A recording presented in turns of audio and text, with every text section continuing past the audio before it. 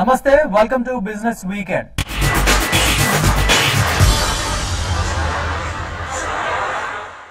Company స్థాపించాలన్న ఆలోచన కన్నా అనుమతులు తీసుకోవాలన్న భయమే పారిశ్రామికవేత్తలను వేధించేది. నెలలు ఏళ్ల తరబడి కాళ్లరిగేలా ఆఫీసుల చుట్టూ ప్రదక్షిణలు చేయాల్సిన దుస్థితి. అడుగడుగునా చేతులు తడపాల్సిందే. అయినా అనుమతులు వస్తాయా అంటే నమ్మకం తక్కువ. ఇప్పుడు ఈ విధానానికి చెక్ పెట్టింది టీ సర్కార్.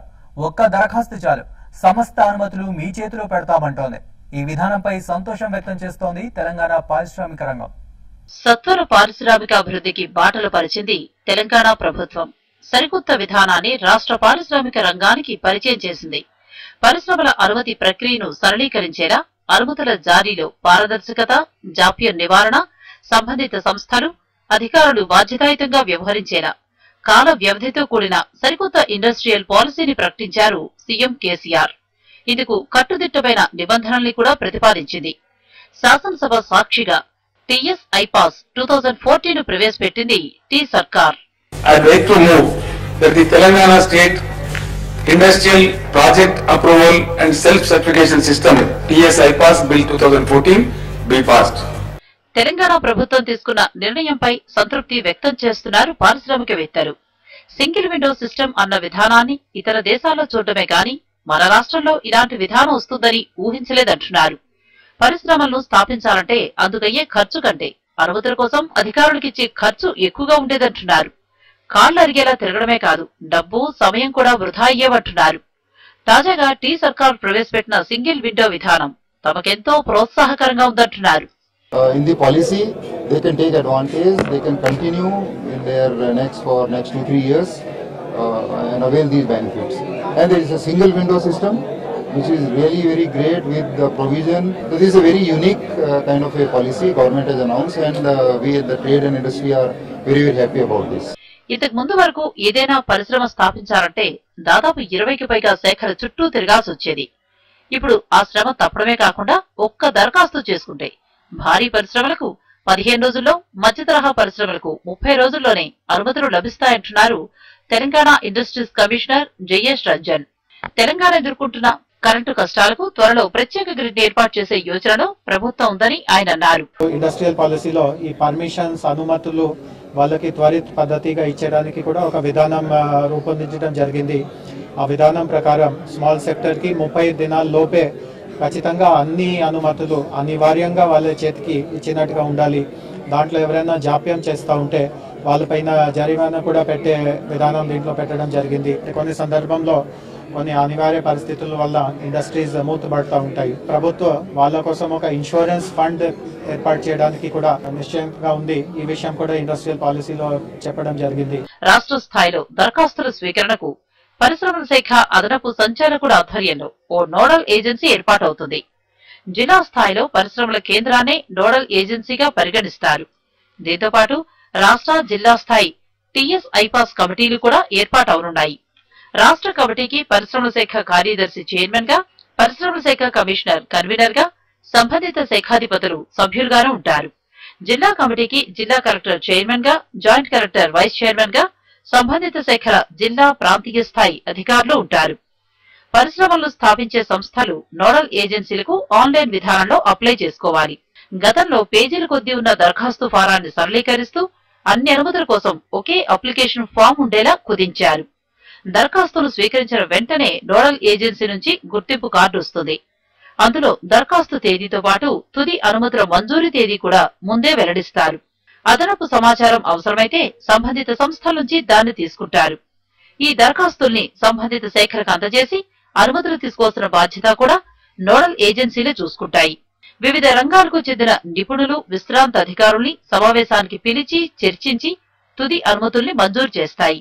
ముఖ్యమంత్రి చెప్పినట్టుగా ప్రపంచంలో ఎక్కడ లేని విధంగా అన్ని రాష్ట్రాలు ముక్కు మీద వేరేసుకునే విధంగా ఉన్నాయి. మన అడ్మినిస్ట్రేషన్ కూడా చాలా శ్రమించి రూపొందించారు.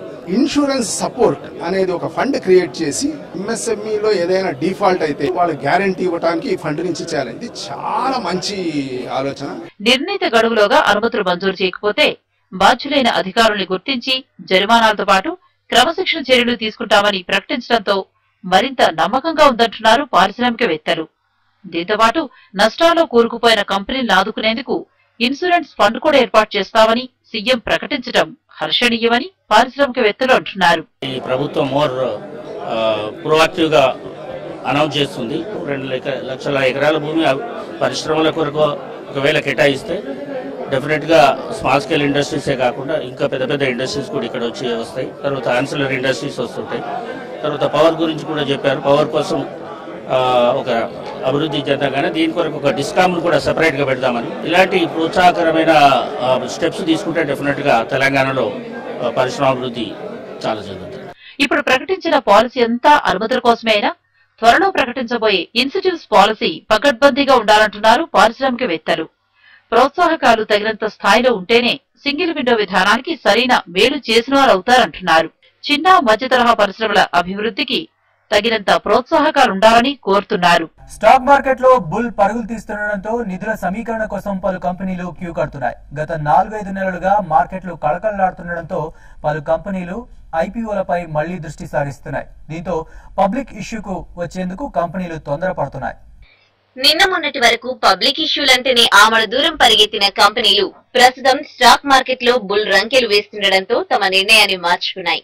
గతేడాది పబ్లిక్ ఇష్యూకు వచ్చిన కంపెనీలన్నీ అటర్ ఫ్లాప్ అయినా ప్రస్తుతం మార్కెట్ల పరిస్థితి మెరుగవ్వడంతో నిధుల సమీకరణకు సిద్ధమయ్యాయి. దీంతో గతంలో అనుమతి ఉన్న ఇష్యూకు రాని పలు కంపెనీలు తాజాగా సెబీ అనుమతి పొందాలని నిర్ణయించాయి.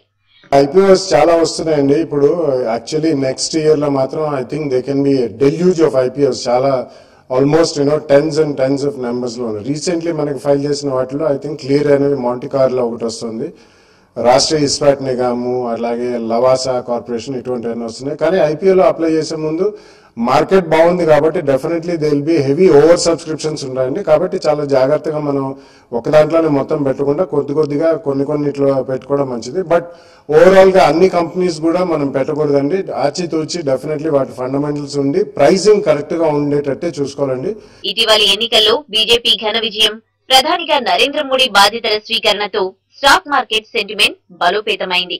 దీంతో ప్రస్తుత ఆర్థిక సంవత్సరంలోనే ఇష్యూకు వచ్చేందుకు డజన్కు పైగా కంపెనీలు సెబీకి దరఖాస్తు చేశాయి. ఈ కంపెనీలో వీడియోకాన్, D2H, RINL కూడా ఉన్నాయి. SMC గ్లోబల్ సెక్యూరిటీస్ అనే సంస్థ మాత్రం ఫాలో ఆన్ పబ్లిక్ ఇష్యూకు దరఖాస్తు చేసింది.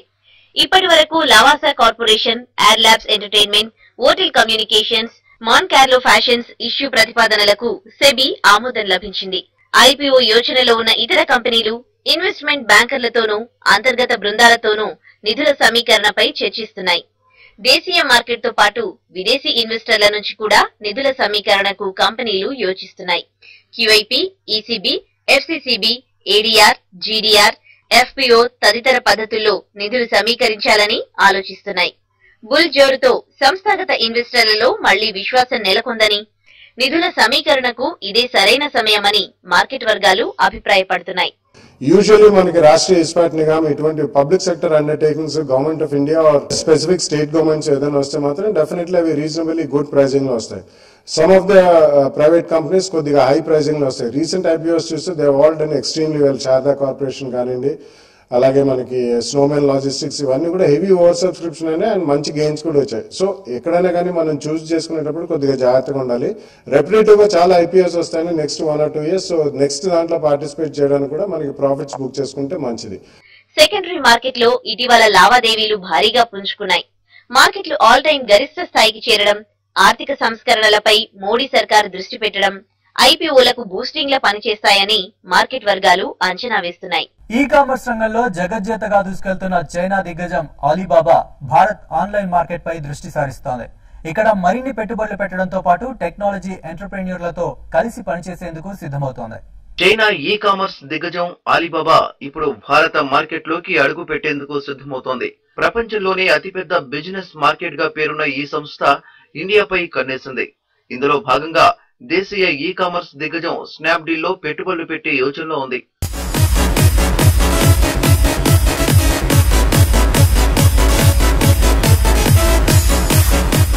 అలీబాబా ఆ దిశగా ఇప్పటికే స్నాప్డీల్ తో సంప్రదింపులు జరుపుతోంది. అయితే ఇంకా విషయం కొలిక్కి రావాల్సిందే. ఇప్పటి వరకు దేశీయ మర్చెంట్లను విదేశీ కొనుగోలుదారులతో అనుసంధానం చేస్తున్న అలీబాబా స్నాప్డీల్ లో పెట్టుబడులు పెడితే గనక భారతీయ మార్కెట్ లో ఫ్లిప్కార్ట్, అమెజాన్, ఈబే వంటి దిగ్గజాలతో నేరుగా యుద్ధ బరిలోకి దిగుతోంది. సమీప భవిష్యత్తులో అలీబాబా స్నాప్డీల్ తో కలిసి $800 మిలియన్ మార్కెట్ చేయాలనే ఆలోచనలో ఉన్నట్లు తెలుస్తోంది.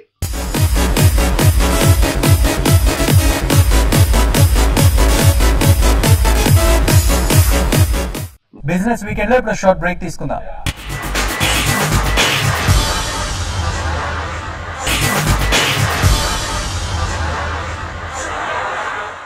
Welcome back to business weekend.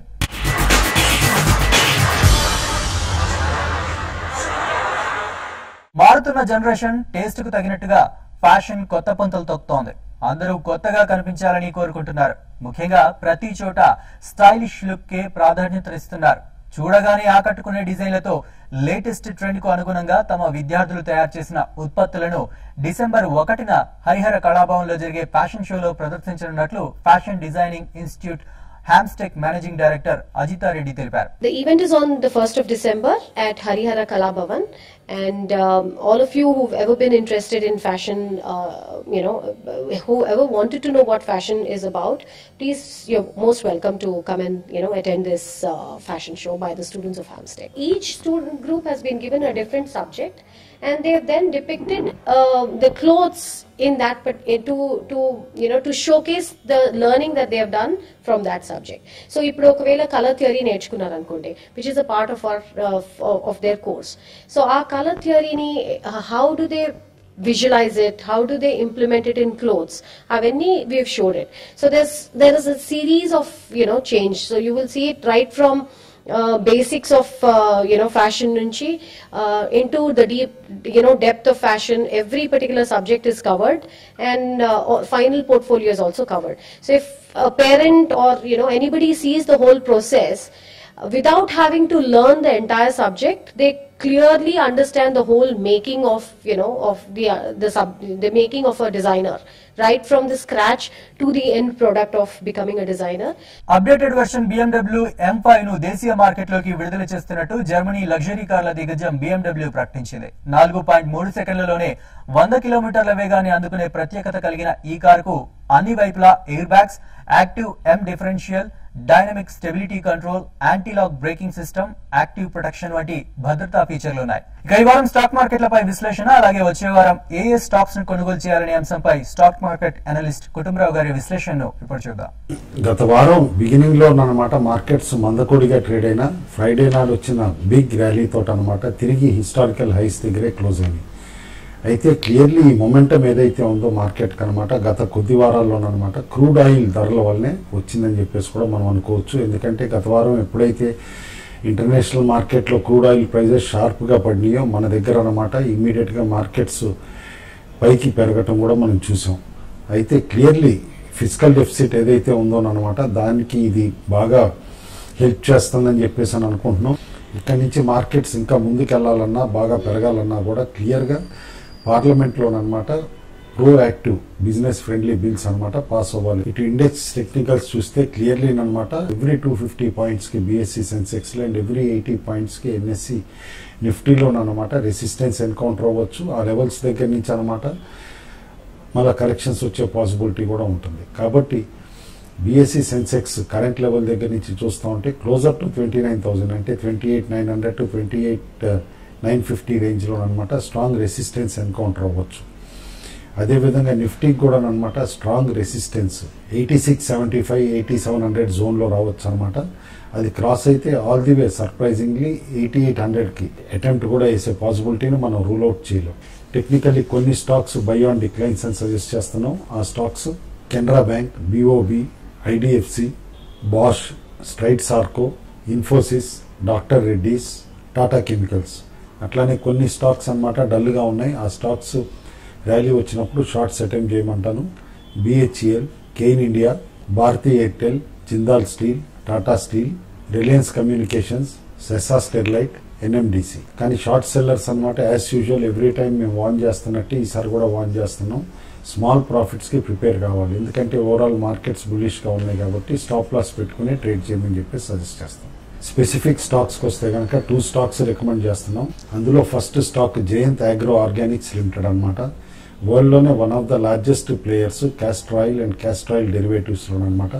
ఈ కంపెనీ గుడ్ ఇంటర్నేషనల్ టైప్స్ కూడా చేసుకుంది. ఆర్కెమ్ ఆఫ్ ఫ్రాన్స్ తోటి, Mitsui chemicals and Itoh chemicals of Japan తోటి అనమాట వాల్యూ యాడెడ్ డెరివేటివ్ ప్రోడక్ట్స్ చేసుకోవడానికి క్యాస్టర్ ఆయిల్లో క్లియర్గా అనమాట. క్యాస్టర్ ఆయిల్ నుంచి వచ్చే డెరివేటివ్స్లో ఇప్పుడు బయోపాలీ ఎమైడ్స్ అనేది బాగా పాపులర్ అవుతుంది. ఎందుకంటే ఎన్వైరన్మెంటల్ ఫ్రెండ్లీ అండ్ బయోడిగ్రేడబుల్ కాబట్టి. ఇదివరకు క్రూడ్ నుంచి తయారు చేసే నైలాన్, పాలియస్టర్ ఏవైతే చేస్తారో డౌన్ స్ట్రీమ్ కెమికల్స్ అనమాట, ఇప్పుడు క్యాస్టర్ ఆయిల్ నుంచి కూడా చేసే టెక్నాలజీ వచ్చింది. స్లోగా గ్లోబల్లీ పాపులర్ అవుతుంది.